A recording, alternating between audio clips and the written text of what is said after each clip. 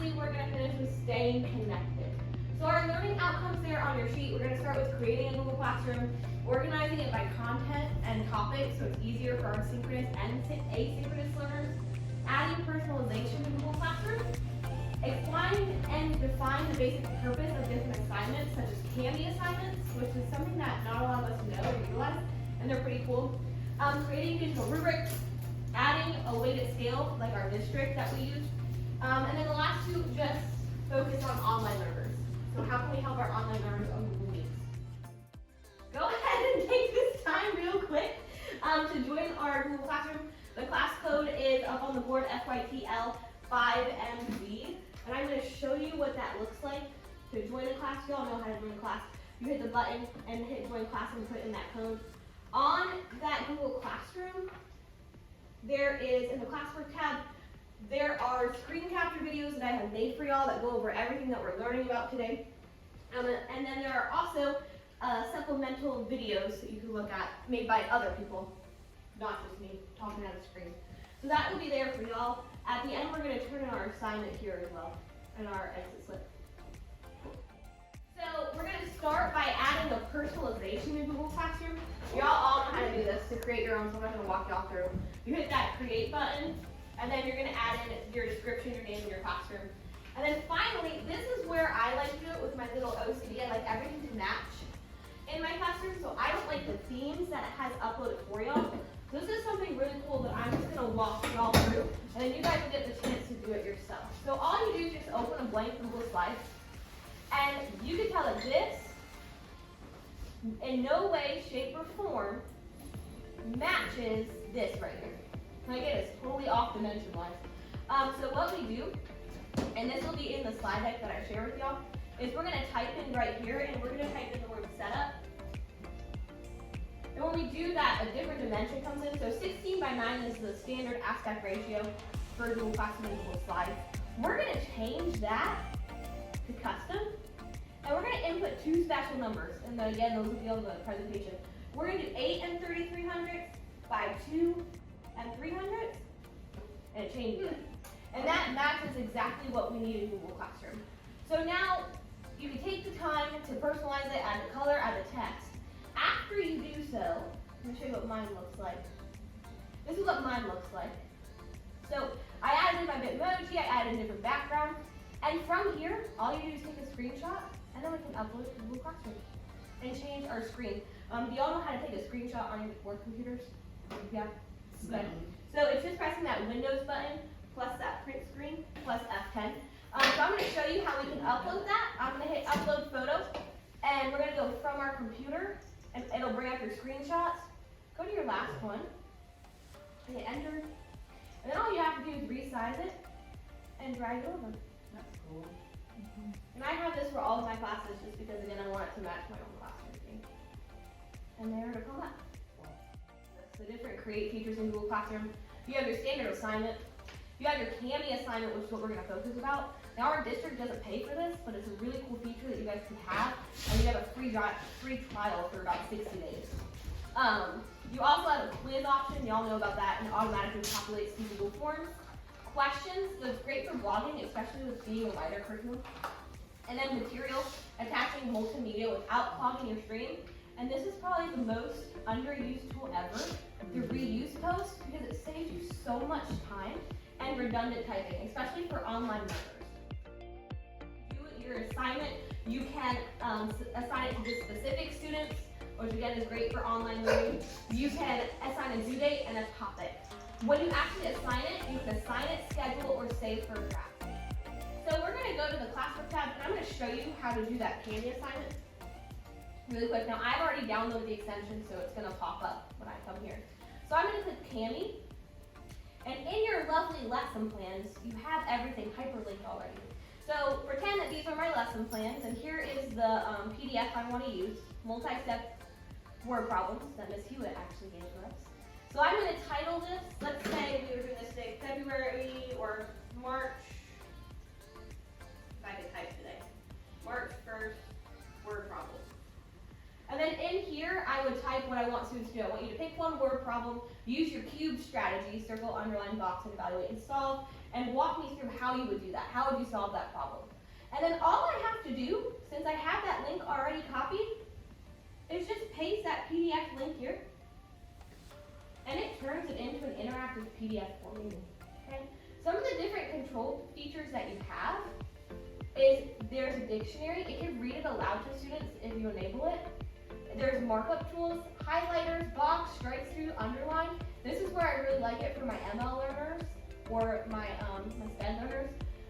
Text comment, they can do a video comment, they can do a voice comment, or they can even do a screen capture comment. Putting in all of these other stuff. So you can even turn them off if you don't want them to have it. And then all you have to do is put the due date. So I obviously put it on the day that they're going to do it. And then we'll get to the topic in a second. And I'm going to hit the schedule button because I always hit the schedule button. And we will select it for March 1st at, I don't know, what did we say, 8 a.m. and hit schedule. Okay. When that comes up, it's going to give you a notification saying that my Cami assignment has been created, and I'm going to hit open in Google Classroom. For some reason, it opens it in a totally new tab. I don't know why, but it's there, and this is what it makes for students. It has the copy of the multiple select problems, and then open with Cami.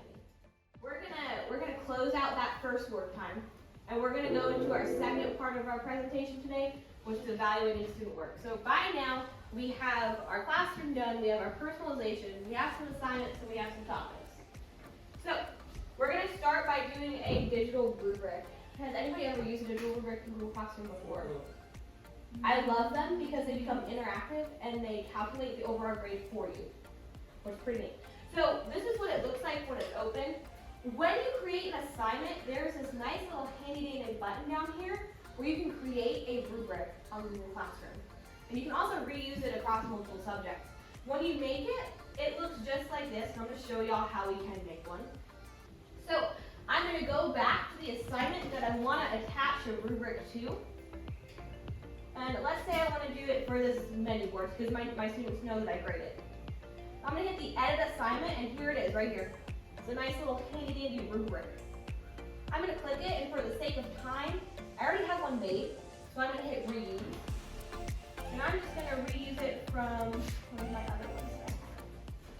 Okay? And it automatically makes it for me. So if y'all were to hit create rubric, which we're going to do in a second, it'll come to this screen where you have to input the different criteria, different descriptions, and then the different indicators. Okay? So let's say I wanted to add a different criteria. I don't know, let's say time on task. I will tell my students how they can earn it. Let's say I want to make it 25 points. When I do this, you'll notice that the total up here changed from 75 to 100. And I can add in as many different indicators as I want down here to show mastery of that. Now for this, I'm just going to go ahead and I'm going to delete this one because I don't need it. You can delete, duplicate, or move it up. And I'm going to show you what it looks like when we grade one. This is the last part of this part of our training. Is we have the 20% mid or 20% summative, 30% mid, 50% practice for our grade, for our district actually, right? But learners need to know when you give them feedback how much that grade is worth. There's a way to do that in Google Classroom, which is pretty neat. So I'm going to show y'all how to do that. We're going to go to my mock class again. And we're going to hit this little gear icon. Okay, so we have our class details already done. We're going to go down here to grading. Okay?